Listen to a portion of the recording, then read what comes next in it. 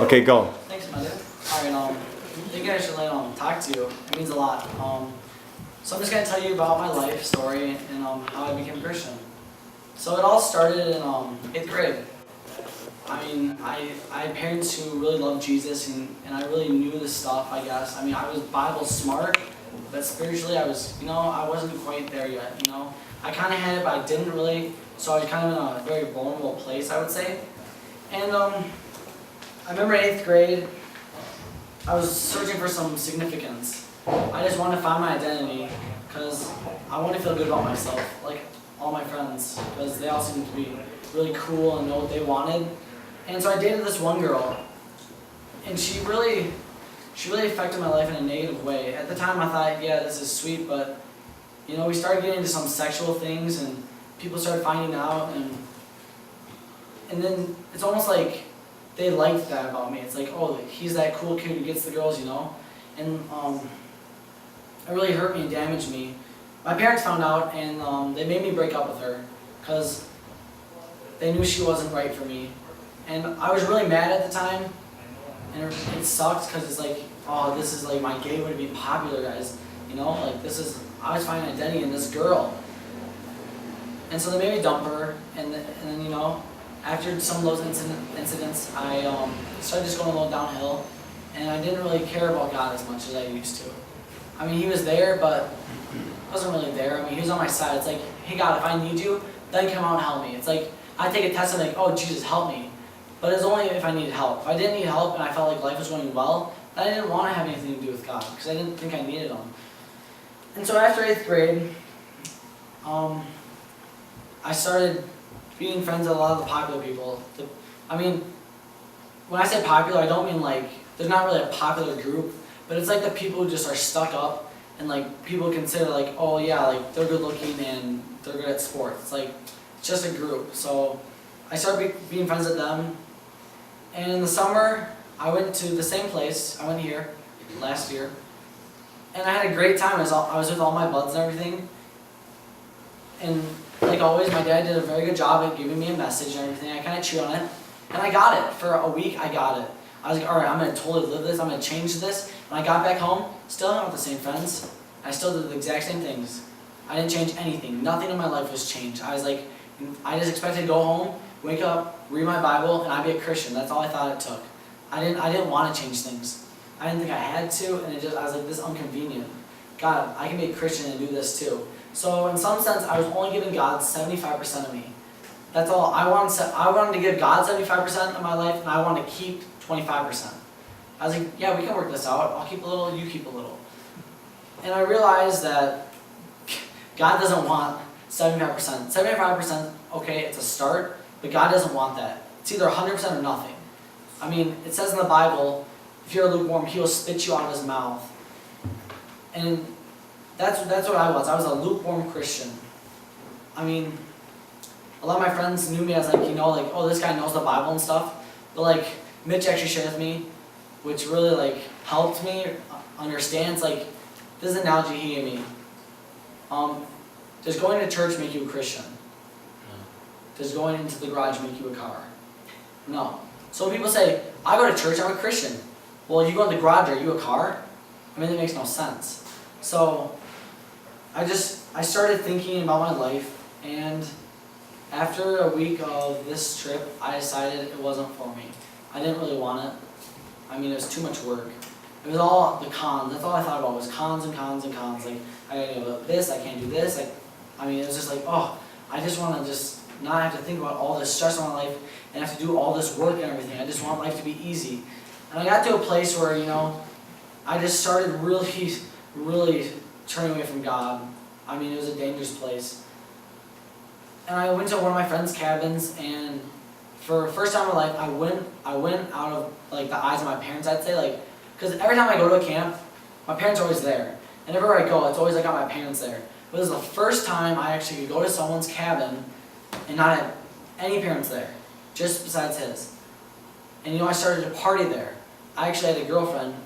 She was a Christian, and she liked me because I was a good guy. I was a nice guy, and I ended up cheating on her. And she found out, and she was just devastated. And when I heard about that, first thing that came to mind, I was like, whatever, I don't care. That was my life, guys. I didn't care about other people. It wasn't like if I hurt you, too bad. I didn't care. It was about me. My whole life was about me. Everything I did. It was completely selfish, and I focused on myself more than anything. And I started hanging out with more friends, more worse friends, more things being introduced, more sexual things. Everything got harder and harder and harder. And like a lot of you guys know, at homecoming I was given the opportunity to smoke some weed with my friends. And I was like, that'd be sweet. Getting high before a party, I was like, this is going to be the party of my life. I was like, I'm going to be so satisfied. People are going to find out. Everyone's going to be like, this kid is sick. I was trying to find so much worth in myself by this. I was trying to find my identity in this. I was just trying to find who I was. And I was just trying to show everyone that I'm this big tough guy I've got life figured out. But in the inside, it was so miserable. I remember going home crying when I wasn't a Christian, and I'd cry just for hours just because, life was way too much for me. And this might be too much for some of you, but I even thought about just taking my life. I was like, I don't want this life. God, why did you even make me? I'm not happy at all. Life sucks. And want to know what I jumped to every time I was really sad? I jumped to temporal satisfaction. Anything that would satisfy me for a second, I want it. As long as I can find a little bit of satisfaction, I'd take it. Because that's how I live my life, out of a little short-term satisfaction. And so after the homecoming incident where I smoked weed, the school found out, and I was busted. I got grounded. They kicked me out of school for a week. And it really sucked. It really sucked. And I thought about it, I was like, Mike, what are you doing? You're getting kicked out of school. Everyone's just thinking you're stupid for doing this. And I didn't want God still. I still didn't want it. It was too much work. I thought about it, and the thing about my parents is why they were so helpful is that they brought me all this knowledge. So it wasn't like I was living this lie that I didn't know, but I knew what I was doing was wrong. I used to be a Christian, and basically what I said was, God, I don't want you. Because I knew. A lot of you guys didn't know. You weren't raised up in this Christian household where your parents have always been praying with you. You go to church every Sunday. You have Bible studies weekly all the time with your parents, and I'm praying all the time. And so I was raised up in this life. My dad's a pastor. But still, I just had such a battle in my life that I still didn't want it. And I turned away from it. And I remember just going to more parties, hanging with more friends, feeling worse about myself, and it just kept going downhill. I never once was happy through this whole time. And I got to a place with my dad, and he goes to me, he's like, Mike, I just want to let you know I love you very much, but you know what you're doing is wrong. And I just got to tell you, I don't want to see you fly anymore. I don't want you to come. You know what you're doing is wrong, and you're not living a life that would honor God. You're not a Christian. You say you're a Christian, but you just confuse people. So don't even come. Don't even bother if you're not going to want it. And when he said that, I was just pissed. I was so mad. I just wanted to hit him. I was like, are you serious? Because that was like, the way I looked at it, I was like, this is my gig. Are you serious? You can't kick me out. This is my gig. I brought all my friends to Youth Alive, all the popular people. I was like, well, how can you kick me out when I helped you out so much? I bring all these people here. This is my show. And I truly thought that was my show. This was my thing. And he kicked me out, and I was just so mad. And I started thinking about life. I was like, this sucks, God. I honestly thought to myself, this sucks, honestly. My own father doesn't even want me to go E5. And the way I thought about it was like, he'll have other non-Christians go to E5, but he doesn't even want his own son to learn about Jesus. And that's what I thought about it, and I was so ticked. But then God just started speaking to me slowly, very slowly, just soft whispers. And I had so many people praying for me. I know Alex prayed for me all the time. I know Mitch. He was probably alongside me this whole time praying for me. I had my brother praying for me. I had my grandma and grandpa on both sides praying for me every day. I had everyone praying for me. I had so much prayer. And finally, all that prayer, it started to work. God started to change my heart. He started melting me down. Everyone thought that I was this big, strong guy, but really on the inside, I was just this person who just really didn't like life, and I didn't have anything figured out, and I was just mad. And so, I got to a point where I sat down with my parents and I told them, I don't want to be a Christian. I can't do this. It's too hard. It's way too hard for me. It's too tough. I can't do this. I was making so many mistakes.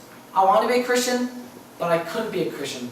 I didn't think I could be a Christian. I made mistakes all the time. I was like, I'm the least thing from perfect. God doesn't want me. There's no chance God wants me. I was like, look at my brother, for instance. I mean, he's perfect.